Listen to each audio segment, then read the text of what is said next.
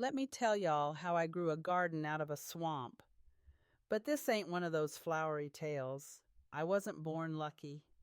I was born black, poor, and quiet in 1943 Mississippi. People like me, we didn't dream out loud. We didn't speak unless spoken to. We didn't raise our eyes, let alone our voices. But the thing about silence is, it collects weight, and one day it breaks you.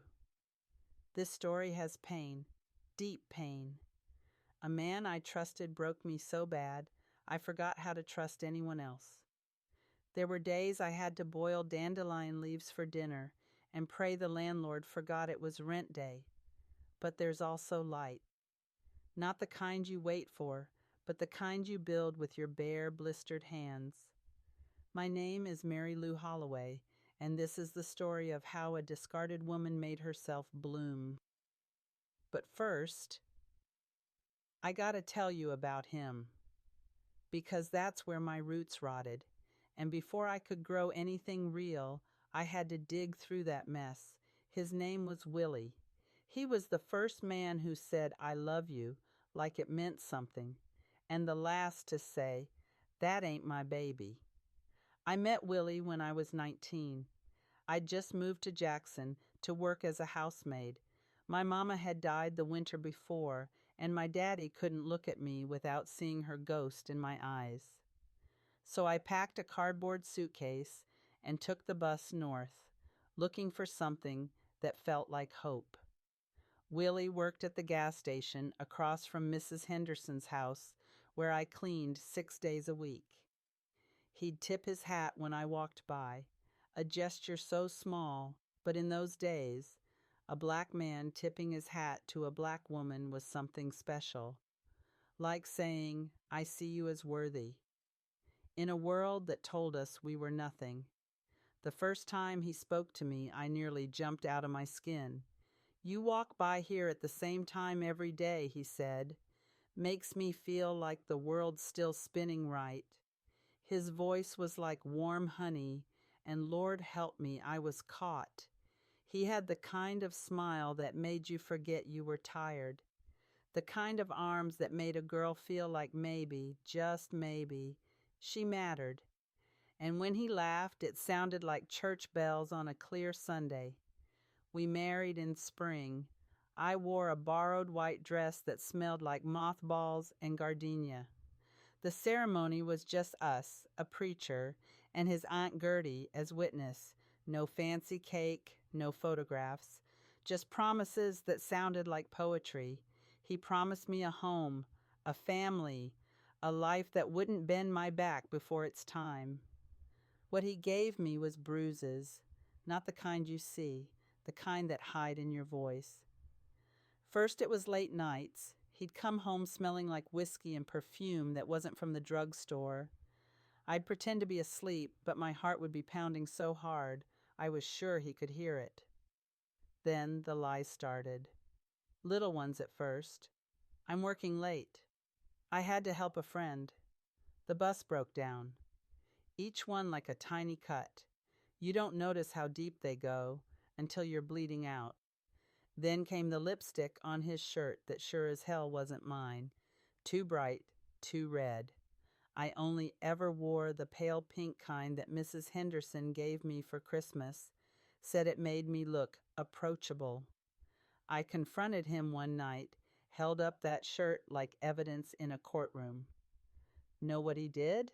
Laughed, said I was acting white, caring about such things.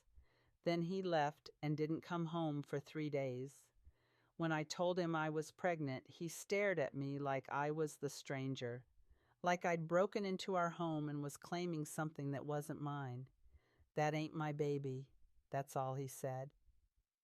And then he walked out. The rent was due the next day. I had $2.17 to my name. I went into labor alone. I named my son Isaiah, because I needed a prophet in my life, someone to lead me through the wilderness I found myself in. When they laid that baby on my chest, something shifted in me, like the world found its right place again. He had these eyes, so wide and knowing, like he'd seen it all before and wasn't scared. I raised him cleaning white folks' houses, scrubbing blood off bed sheets, cooking casseroles I couldn't afford for myself. I'd bring home the leftovers they were going to throw away, wrap them in napkins I'd wash and reuse until they fell apart. And every day I told that child he was loved, even when my hands were cracked and my spirit empty, even when I had to leave him with Miss Eddie next door while I worked 3 shifts in a row, even when all I could do was kiss his forehead as he slept, too exhausted to stay awake for a proper good night. I remember one winter, I wrapped Isaiah in 3 shirts and my last pair of stockings just to keep him warm. The heater in our apartment broke, and the landlord said he'd fix it when he got around to it. We slept huddled like spoons. He never once complained. I used to hum lullabies in the dark so he wouldn't hear my stomach growl. I made up bedtime stories about flying trains and magic biscuits just to make the hunger feel like adventure. I'd tell him, "Baby, one day we're going to have a table so full of food, we'll have to give it away." I tried so hard to be both mother and father, and I thought that was enough, until it wasn't. Isaiah was 12 when he started coughing blood, little specks at first, like red freckles on his handkerchief. I told myself it was nothing. Maybe he bit his tongue. Maybe it was from the dry air. But a mama knows. Deep down, a mama always knows. Doctors said it was asthma. Gave us an inhaler that cost half my weekly wage, but it didn't help. His cough got worse. His cheeks hollowed out.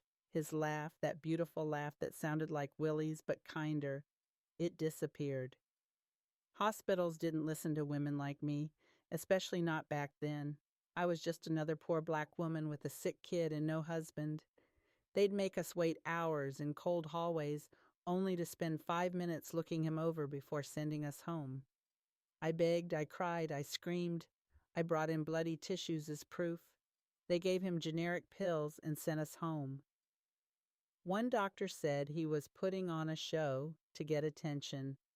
Another suggested he was faking it to miss school. He died in his sleep one July night. Heat wave outside, cold silence inside. I remember standing there, holding his tiny hand, and I couldn't even scream. I just folded, like someone had cut all the strings holding me up. They buried him in a cemetery by the highway. No headstone, just a metal plate with his name. Isaiah Holloway, beloved son. That's all I could afford. That night I burned every picture of Willie, every note, every promise. I stood over the sink and watched them curl into ash. Didn't feel a thing. I walked for 2 hours to a church I'd never been to. I sat in the back, didn't pray, just cried. An old woman sat next to me and handed me a single sunflower. "It grows even in dirt that's been poisoned," she whispered. Then she walked away, leaving me with that yellow face staring at me like a question. That stuck with me. The idea that something beautiful could grow from something ruined. That maybe being broken wasn't the end of the story. I started saving pennies, working double shifts, doing laundry at night and house cleaning by day. My hands cracked and bled, but I didn't care. Pain had become just another weather to endure. I bought a tiny plot of land next to the abandoned rail tracks where nobody wanted to live, where the city forgot we existed, where rent was so cheap even I could afford it. They called it Swamp Lot. Mosquitoes, rats, trash piled higher than a man's head. The kind of place people warned their children about. I called it mine. I built it seed by seed. I started with nothing but a shovel and stubbornness. Pulled out rusted cans, broken glass, rat nests, cut back kudzu vines thick as a man's arm. Found 3 used needles, a child's doll missing an eye, and a Bible so water-damaged the words had washed away. People laughed. Neighbors thought I'd lost my mind. "You gonna build a garden in a swamp, Mary Lou? Why don't you just set your money on fire instead?" I didn't answer, just kept digging. First came the beans, because they could fix the soil that was too acidic to grow much else. Then tomatoes, because Isaiah loved them. Then a row of sunflowers like the one she gave me to remind me that beauty could grow from waste. Kids started showing up, dirty, hungry, curious. They'd stand at the edge of the lot, watching me work. I'd pretend not to notice until one of them got brave enough to ask what I was doing. Building something, I'd say, and then I'd hand them a trowel. I taught them how to plant, how to tell when a seed was ready to harvest, how to eat from the ground and not from a trash can, how to cook greens without losing all the goodness, how to can vegetables for winter. Every birthday, I'd bake cornbread and light one candle in Isaiah's name. Sometimes I'd talk to him while I worked, tell him about the beans coming up or the mockingbird that made a nest in our fence. That garden became our church, our school, our refuge, the place where we could all be dirty and tired and hungry and still beautiful. I painted an old bench bright yellow and wrote on it, "You are seen, you are safe." I started giving out sandwiches to anyone who walked by. Nothing fancy, just peanut butter or egg salad. But I made sure every sandwich had a piece of fresh vegetable in it, a slice of tomato or cucumber. Something that said, "You deserve good things." Word spread, and soon the garden wasn't just mine, it was everybody's. Mrs. Johnson from 3 blocks over brought flower seeds from her grandmother's garden in Georgia. Mr. Tate, who lost his leg in Vietnam, built us a rainwater collection system. Miss Darlene taught the children how to make dolls from corn husks. Teen boys came asking to build benches. Elderly ladies brought pie and quilts. One man fixed the broken fence without saying a word, then came back every Wednesday to weed. I started teaching the little ones how to cook. We'd set up a card table and camp stove, and I'd show them how to make soup from whatever we had. Even had a weekly reading circle under the fig tree. Books donated from the library, stories passed down by mouth, poems written on the spot. We grew more than vegetables. We grew community.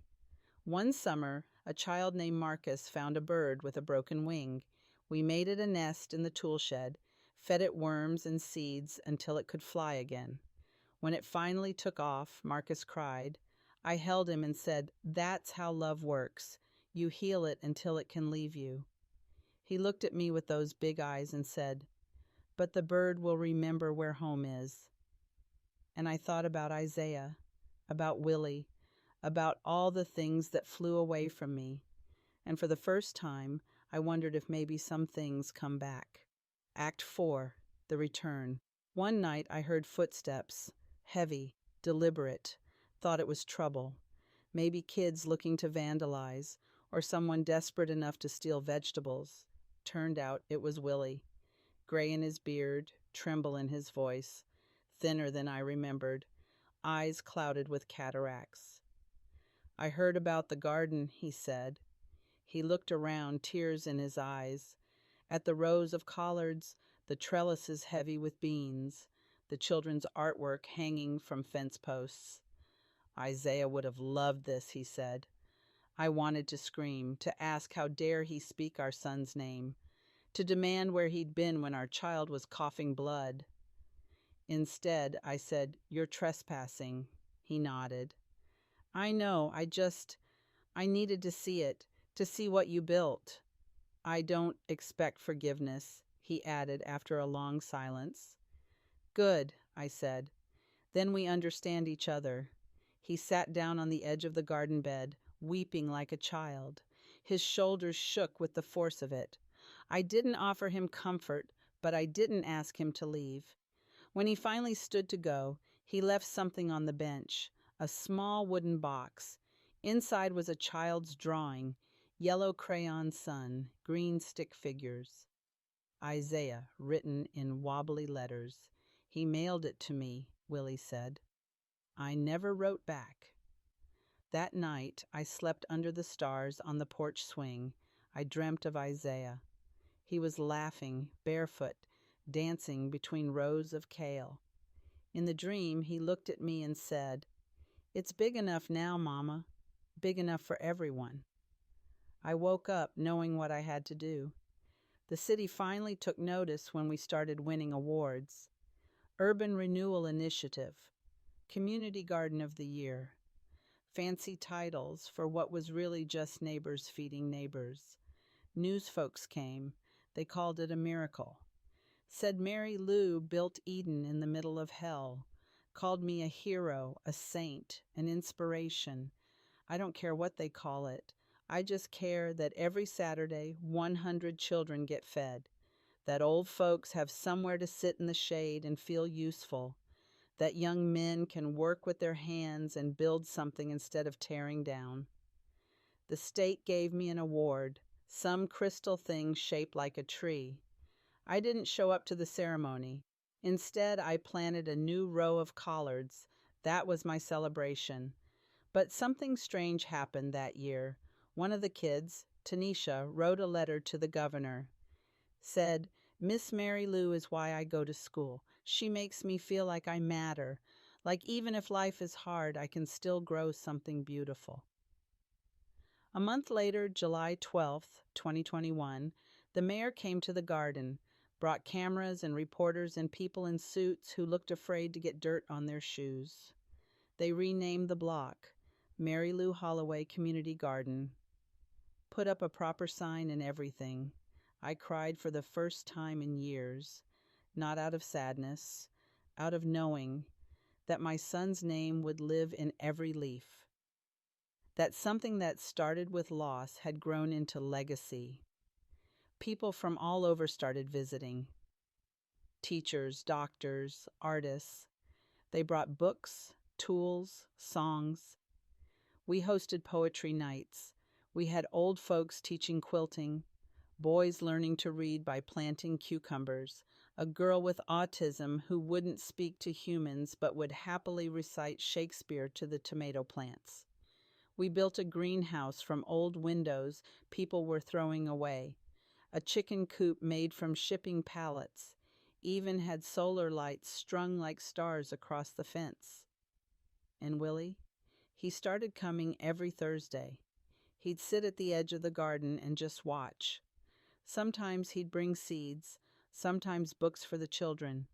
We never spoke about the past, never tried to rebuild what was broken. But one day he brought a group of young men with him, boys from the halfway house where he was volunteering, boys who had made mistakes, boys who needed to build something with their hands. I watched from the porch as he taught them how to test soil, how to support a sapling, how to be gentle with living things, and I thought about forgiveness, not the kind you give easily, but the kind that grows slowly, like winter kale, hard-earned, frost-resistant. And then came the day I couldn't kneel in the dirt anymore. My knees gave out. My back said no. But my heart still shouted yes, so I passed it on. I trained young women like Tanisha, girls who grew up picking beans in my garden. I told them, don't just plant seeds, plant dignity, plant hope, plant the belief that everyone deserves beauty in their life. My hands couldn't dig anymore, but my stories could. I sat on the porch and told them everything about Willie, Isaiah, the swamp, the sunflower. They listened like it was scripture. They wrote it down. They promised to remember. On my 78th birthday, they surprised me with a mural on the side of the tool shed. It showed a black woman holding a sunflower, with her feet rooted in soil that glowed gold. Beneath it read, "She turned loss into legacy." The artist was Marcus, the same boy who once nursed a broken bird, now a grown man with children of his own, children who called me Grandma Lou, though we shared no blood. Willie died that winter. Pneumonia, they said. I went to his funeral, stood at the back, brought a sunflower. The garden outlived us both. It spread to vacant lots on either side, became a farmer's market on Saturdays, a teaching space, a community kitchen, a place where people remembered what it meant to care for something together. The last time I walked its paths, leaning heavy on my cane, a little girl ran up to me. She had beads in her hair that clicked when she moved. She handed me a drawing, a yellow sun, a brown face, green all around. "This is you," she said, "in your garden." I took it home and put it next to Isaiah's drawing. Two children, 2 lifetimes apart, connected by growing things. They tried to break me, the man, the system, the silence. But I found my own way back. Not all at once, not without scars, but seed by seed, root by root. So if you're listening and you're standing in your own swamp, pick up your shovel and start digging, because even in poisoned soil, something can grow. And remember, subscribe if you believe no woman should be forgotten. Share this story if you know someone who needs to remember what strength really looks like. And leave a comment below. What would you plant if nobody told you no? Because maybe the garden ain't in the ground. Maybe it's in you.